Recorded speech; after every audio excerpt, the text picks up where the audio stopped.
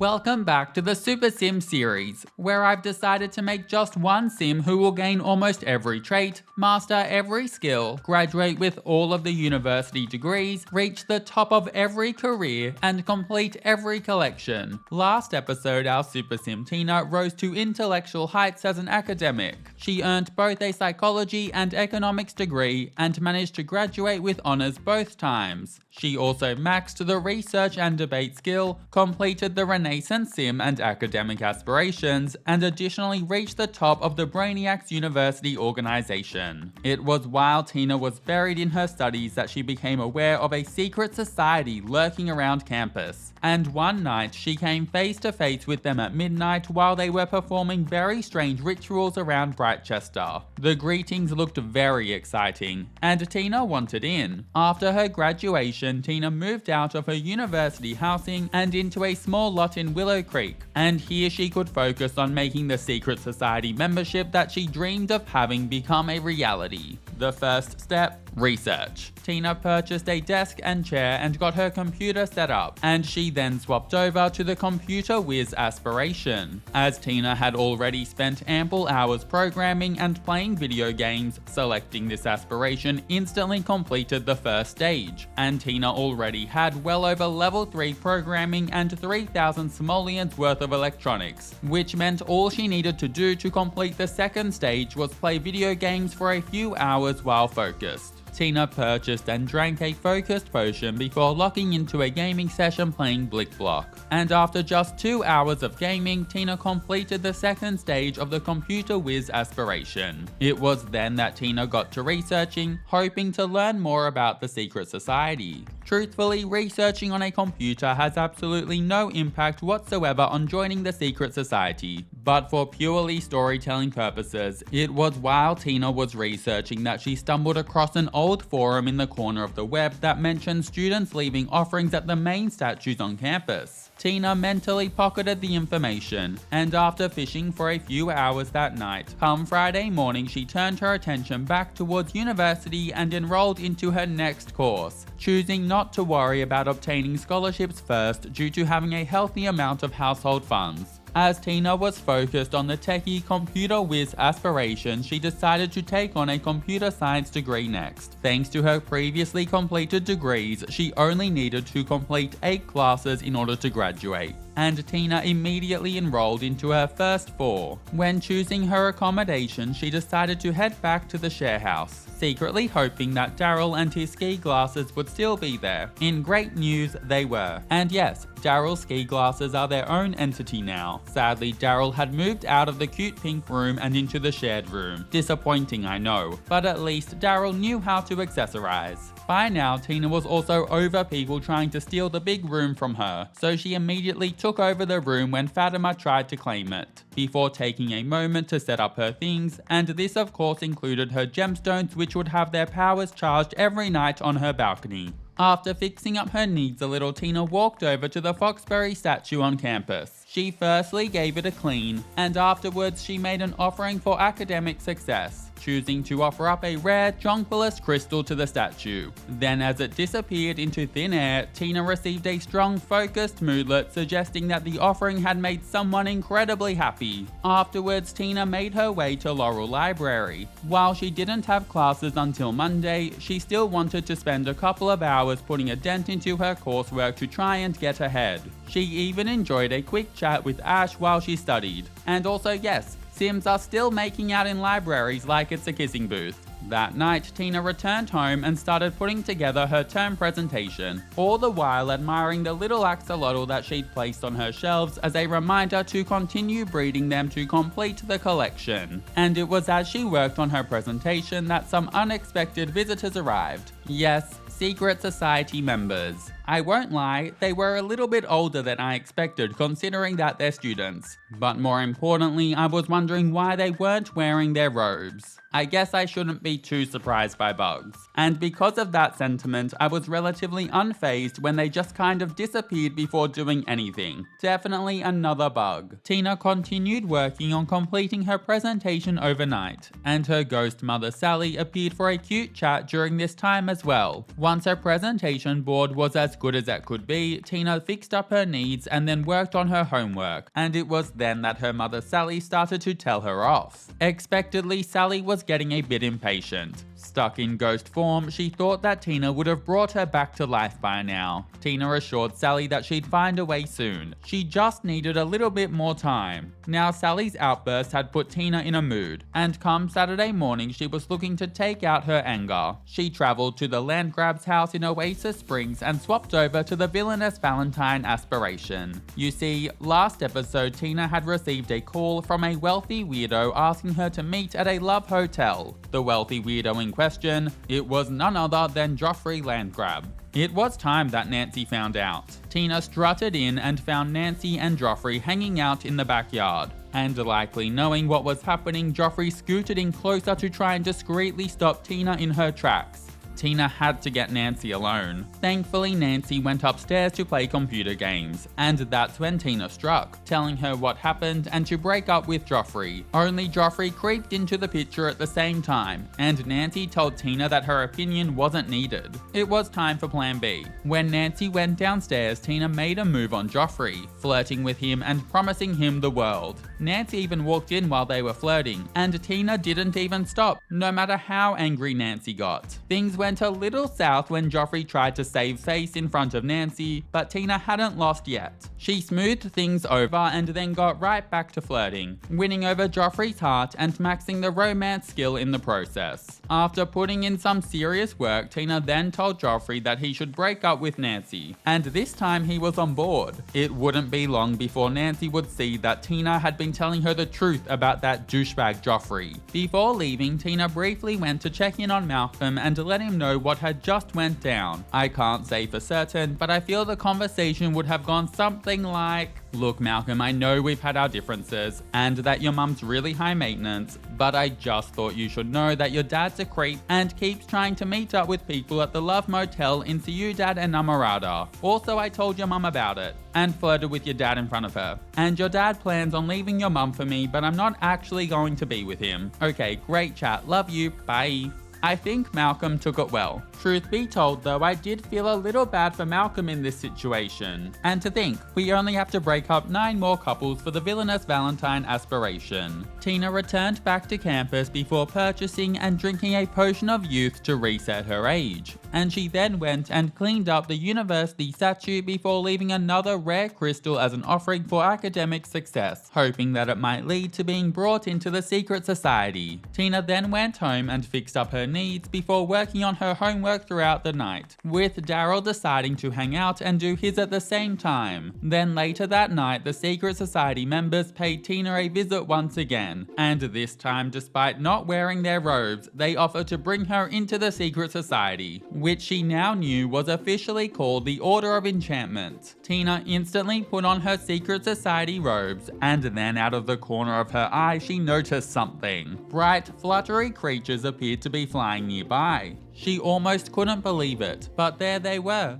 sliding and gliding through the air, and they seemed to follow Tina around wherever she went. While she didn't quite understand it, she did think that it was cool. After making her new robes an outfit option and watching some television, Tina then swapped back to the computer whiz aspiration. For this aspiration, she'd need to create a computer game or app, and Tina got to work doing just that. She worked on the app throughout the rest of the night and all through Sunday, stopping only for a quick break where she fixed up her needs. Also, I might have pushed Tina a little bit too hard, because throughout all of this she discovered that she dislikes programming, which I begrudgingly had to accept and say yes. Yes, you do. Because of this discovery, Tina's fun need now plummets faster than a death drop while programming, and so she had to take regular video gaming breaks to keep herself happy. It was also while she was programming that she got a text from Joffrey Landgraab confirming that he'd ended things with Nancy. The text hinted at an underlying expectation, but Tina simply left him on red and continued programming, maxing the skill in the process. Come Sunday night, Tina was about 60% of the way through making her app, Yes, it takes forever, but she quickly fixed her needs in preparation for more pressing matters, for the Order of Enchantment was gathering that night for a ritual. Tina made her way over to the Mushroom Circle near Pepper's pub, where she found her fellow robed friends living their best lives. But unlike before, this time they weren't alone, for all around them floated bright creatures. After the extremely extra introductions, Tina began asking the other members a gazillion questions, and it was then that she learnt about the floating creatures called sprites. The sprites are the true secret of the secret society,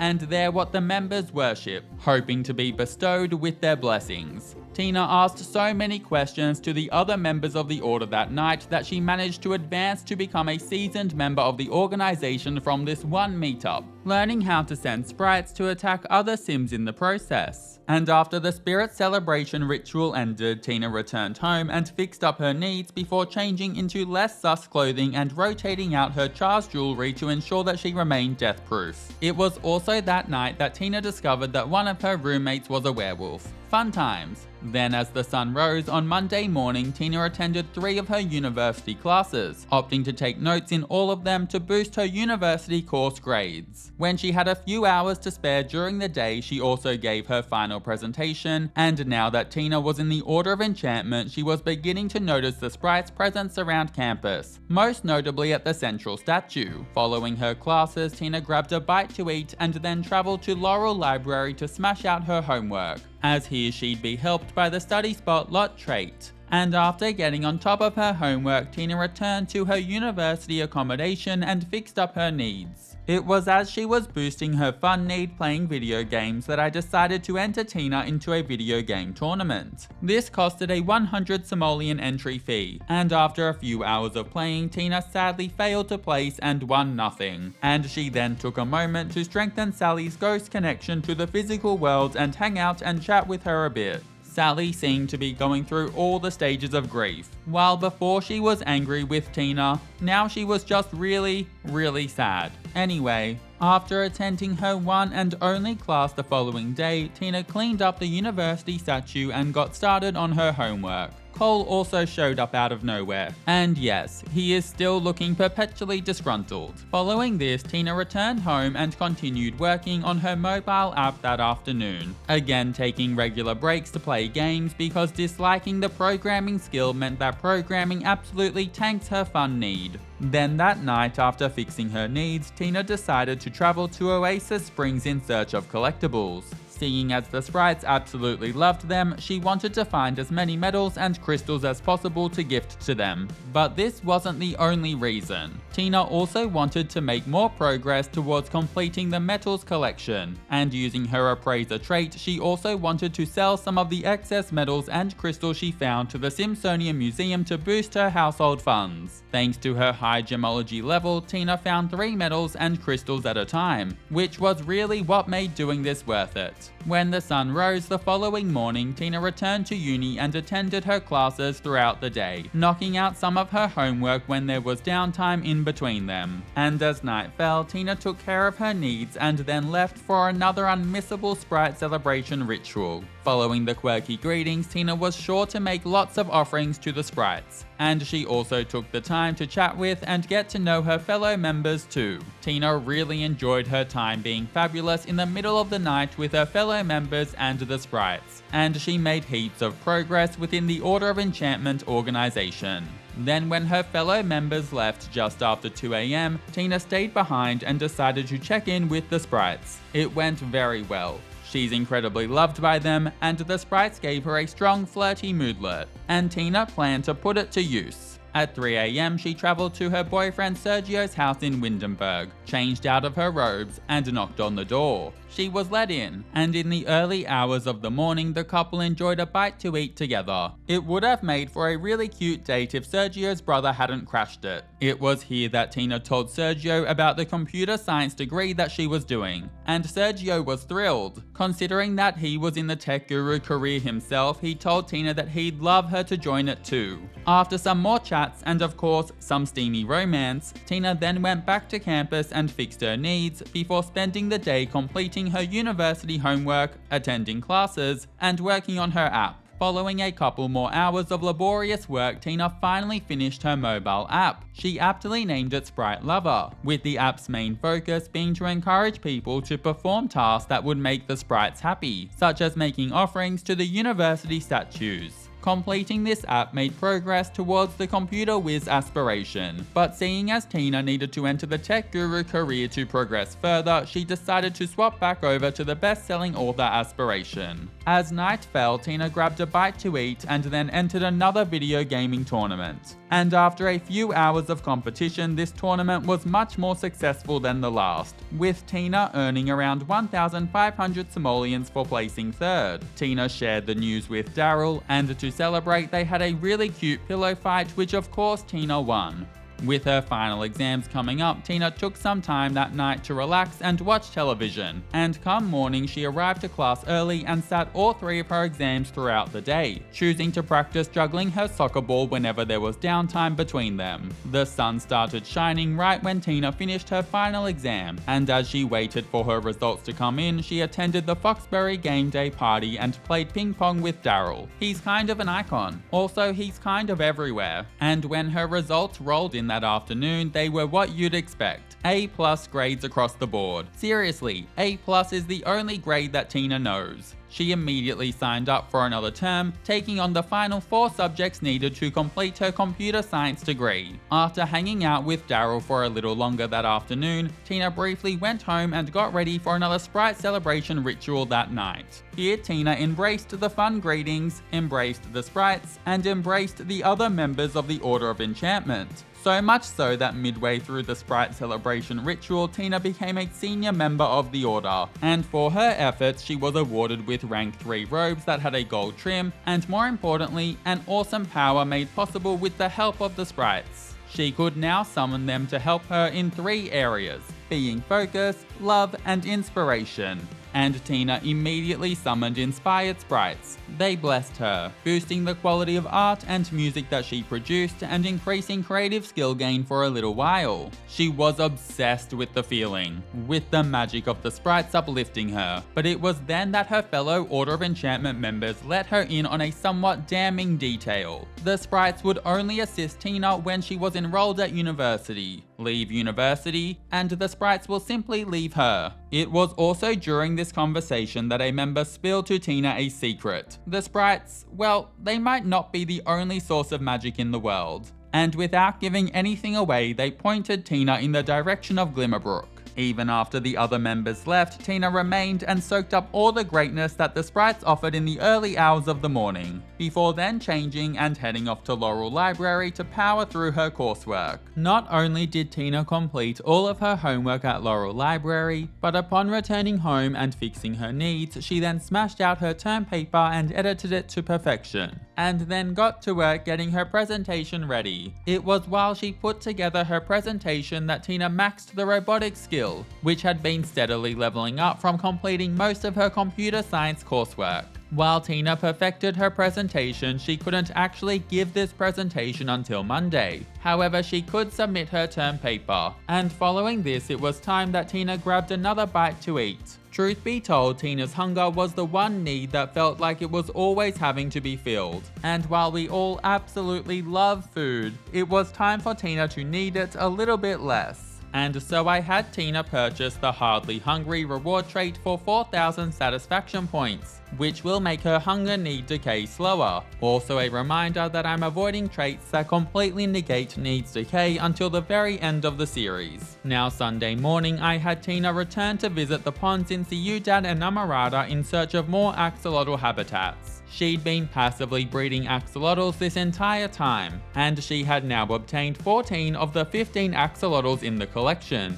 with just a single common one missing. Sadly though, even after collecting a few more axolotls, she didn't find the final one that she needed. But with her mind now set on collections, Tina traveled to the flea market that was taking place in San Myshuno. Unfortunately, this was another disappointment, with toys that aren't part of any collection on sale at the stores. Like, I'm sorry Tessa the Triceratops, but no matter how hard you're serving on that table, I don't want you because you're not part of a collection. Thankfully, there was a silver lining, being that Tina Tina could collect a couple of city posters while out and about. With a little bit of time on her hands, she then travelled to the world that her secret society had pointed her to, Glimmerbrook. It was a lush world filled with stunning greenery and a gorgeous stream, but as Tina stood and sang in the middle of a flock of unbothered pigeons, she was struggling to see what was so magical about it. Well, besides the architecture.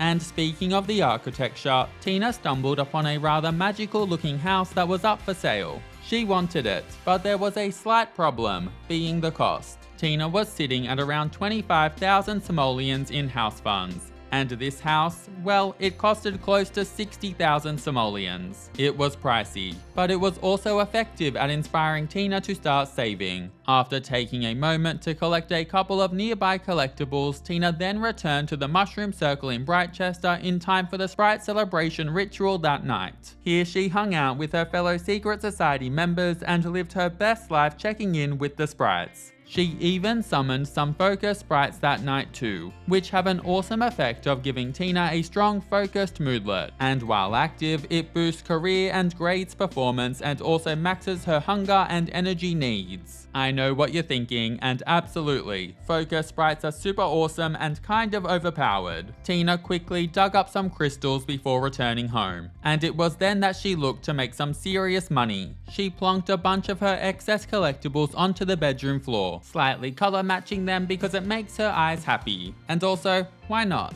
Importantly, she then used her appraiser trait to sell them all to the Simpsonian Museum. With each crystal or metal selling for around 200 simoleons on average, this earned her an easy 5,000 simoleons. But Tina needed much more if she wanted that cute magical house. And so, after a brief shower, Tina entered into another Hillock 2 gaming tournament, eager to win some prize money. However, sadly she failed to place and earn even a single simoleon. Following this, Tina attended her 2 university classes that day, before then giving her final presentation and later powering through her homework at Laurel Library. She finished all of her homework at 10 PM, and overnight Tina once again looked to make some serious money, firstly by entering another Hillock 2 gaming tournament, which sadly she failed to place in and earned nothing, and also by once again selling a heap of excess collectibles she'd obtained to the Simpsonian Museum, bringing her to just under 35,000 simoleons in household funds. Also, yes, this happened while Tina's werewolf roommate rampaged and broke her computer, and while her ghost mother Sally mourned herself. There's a lot happening. After fixing up her needs, rotating out her jewelry, and repairing her computer, Tina then traveled to Willow Creek and spent a few hours in the early morning digging up more collectibles. But she was beginning to think that she couldn't solely rely on them for funds. And so, after arriving back at campus and attending her classes, she then visited the park in Willow Creek and made excellent use of both her charisma skill and her friendship boosting traits. That's right, Tina spent a couple of hours becoming friends with Sims at the park before asking them for a large 2,000 simoleon loan that she'd never be paying back. Tina was shameless. She would ask for loans in front of Sims that she just asked for a loan from, and it didn't matter what Sims were doing either. A couple could be on a loved up date and Tina would happily insert herself into it and be like, "Hey, you got $2,000 for me? Fabulous, thank you." Overall, it was a very successful afternoon, with Tina pocketing 14,000 simoleons before heading off to Laurel Library and completing her homework as the sun set. She returned to her housing just after 10 PM, and still needing to make money, Tina entered into another Hillock 2 gaming tournament.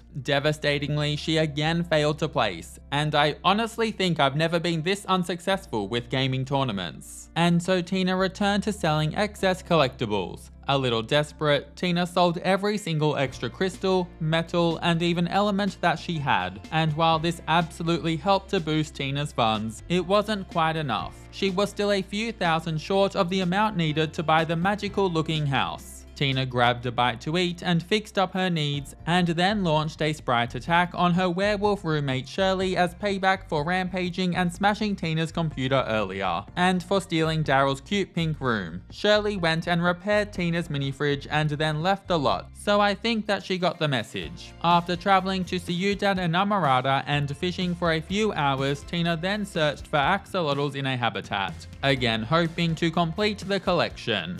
sadly at this moment it wasn't meant to be. She returned to campus and attended her classes that day before then sitting in the sun and completing her homework. And before you ask, yes, her homework is currently invisible. She continued completing her invisible homework as the day turned to night, and after some soccer juggling to fix up her fun need, she then rushed off to the Sprite celebration ritual at 10 PM. Dressing for the occasion, of course. While at the gathering, Tina questioned the fellow members about the possibility of magic lingering in Glimmerbrook. You see, Tina thought the rest of the secret society was being hoodwinked into believing that the world was magical, but the reality was that the architecture was just a little whimsical. However, the secret society members pushed back. Some of them shared stories of strange little creatures following people around, of Sims appearing out of thin air in the blink of an eye, of broomstick sightings, and one member claimed to glance a look at a horrifying looking Sim with mottled green skin. Tina honestly wasn't sure what to believe, and so she just soaked up the atmosphere and enjoyed hanging out with the sprites. Because with her degree nearing completion, this would be the last Sprite celebration ritual that she'd be attending for quite a while. Upon arriving back home, Tina entered and unsurprisingly lost another video game tournament. And then when morning came, she bred a copper axolotl with a green axolotl, and doing this provided Tina with a wild copper axolotl, which was the final one she needed for her collection. That's right, the axolotl collection is now officially complete. However, because of the bug making collections reset when Sims go to university, Tina decided to hold off on placing the collection in her natural history museum. After attending her classes, Tina traveled to Windenburg. You see, she still needed about 4,000 simoleons to purchase the magical house, which was thankfully still on the market. And as we've all come to realize, the video game tournaments were not delivering, but maybe a little painting would. Using the easels on offer in the world, Tina took some time to paint, selling all of the artworks that she created. Throughout her time painting, Tina took a couple of small breaks for snacks, and even changed up where she painted to keep things fresh. And after many hours and many thousands of brushstrokes, her paintings netted her the few thousand simoleons she needed, and she now officially had enough to purchase the house she wanted. Not to mention that as an added bonus, Tina went from level 7 all the way to level 9 of the painting skill. It was 1 AM when Tina returned home, and with exams coming up, she took a moment to fix up her needs and rotate out her jewelry so that she'd remain death-proof. And she even took some time to get to know Shirley a little better. Yes, she was a werewolf, and evil, but she was also cheerful, which balanced things out. On Friday morning, Tina arrived to her exams early while other students appeared to be a little bit lost. And after sitting both of her exams that day, her results then rolled in just hours later. And let's just say that the double rainbow wasn't the only thing to celebrate, as Tina once again achieved A+ grades in all of her subjects. After burning a pile of leaves that afternoon because she could, Tina then returned home and packed up her things, eager to move out. And seeing as she had a little time on her hand, overnight she wrote her next guidebook, this time for the comedy skill. It was titled, "Why You're Just Not Funny," like ever, and Tina delivered no jokes while writing it. She completed the book, and while you might have expected me to publish it right away, I'll be having Tina hold on to this one for a little while first. Tina attended her graduation the following morning, where she was awarded with her 4th degree, being a distinguished degree in computer science, and of course she graduated with honours. But while Tina was thrilled to be finishing up with her peers, she was also a little sad because she'd already lost the powers granted by the sprites. But that didn't mean that her mind was any less focused on magic. Already packed, following her graduation, Tina moved out of her university housing, and after spending pretty much all of her money, she moved into 12 Glimmer Lane on Saturday night as the first snow began to fall. A very quick side note is that this build will be on the gallery for everyone to use if they wish to. I made this while streaming as well, and I want to say a big thank you to everyone who helped me improve upon the build. I really appreciated all the suggestions. Also, if you're watching, then feel free to follow me on Twitch and come and hang out while I'm streaming. It's a fun time. Now back on track. As Tina walked into and explored the house, small nudges towards magic were there. There was a fireplace that, when lit, emitted a bright blue flame and appeared to be burning crystals. And while the kitchen, although a little unusual in style, felt mostly normal, Tina also found a cauldron in the master bedroom. How odd. Tina began unpacking her things, furnishing the empty rooms in the house with mostly what she already had, seeing as she was only left with a few hundred simoleons to purchase additional objects. She even plonked a crystal tree in the front garden, although it had reverted into a normal quality clump of dirt, so she'd have work to do in order to restore it. After jamming on her guitar for a little while that night, Tina then turned her attention to solving her current dilemma. After buying the house, she was broke. And so as the sun rose on the first day of winter, Tina swapped back over to the computer whiz aspiration and then used her phone to find a job. Using her newly acquired computer science degree, she entered straight into level 8 of the startup entrepreneur branch of the tech guru career, and this instantly earned her a signing bonus of over 2,000 simoleons. Entering into this career at level 8 also saw Tina instantly complete the rest of the computer whiz aspiration and be awarded with the webmaster trait, which unlocked some unique interactions on the computer, such as earning money turking and internet stalking other sims. And after turking for a few hours and making a couple hundred simoleons, Tina couldn't resist the urge to internet stalk her boyfriend Sergio.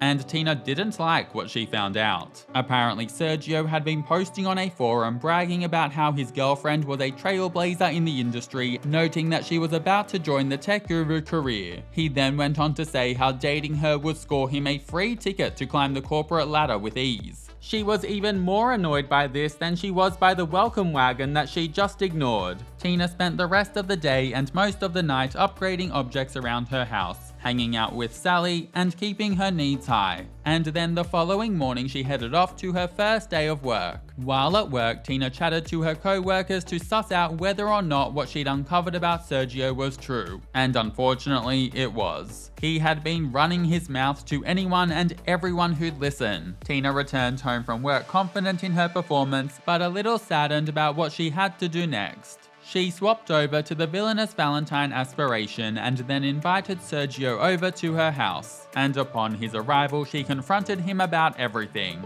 And rather than come clean and apologize, he became rude and defensive. While she hadn't initially planned to, in the heat of the moment, Tina dumped his ass, discovering that she was non-committal in the process. Sergio didn't take too well to being dumped and threw a drink in Tina's face. Big mistake, because Tina then sent Bombardier beetles after him to briefly set him alight, and she then kicked him right out of her house. Tina was a little flustered by what had just happened, and so she changed into her winter wear and went for a light run. Yes, in the heavy snow. It was because of the snow that Tina lost her way a little, and she ended up mistakenly taking a winding path that she'd never been down before. It ran along a river, and it was as she followed its curve around a bend that she froze, because she couldn't believe what she saw before her. Sitting on a platform at the top of a waterfall was an arch filled with a mystical light. It looked like a portal, and it also looked like the rumors of magic in Glimmerbrook were likely to be true. Tina paused for a moment, unsure what to do next, and after thinking for a little while longer, she steadied herself, took a deep breath in, and stepped through the portal. Thanks so much for watching. If you enjoyed, then consider subscribing to stay up to date with the series, and I hope you have an amazing day. See you later!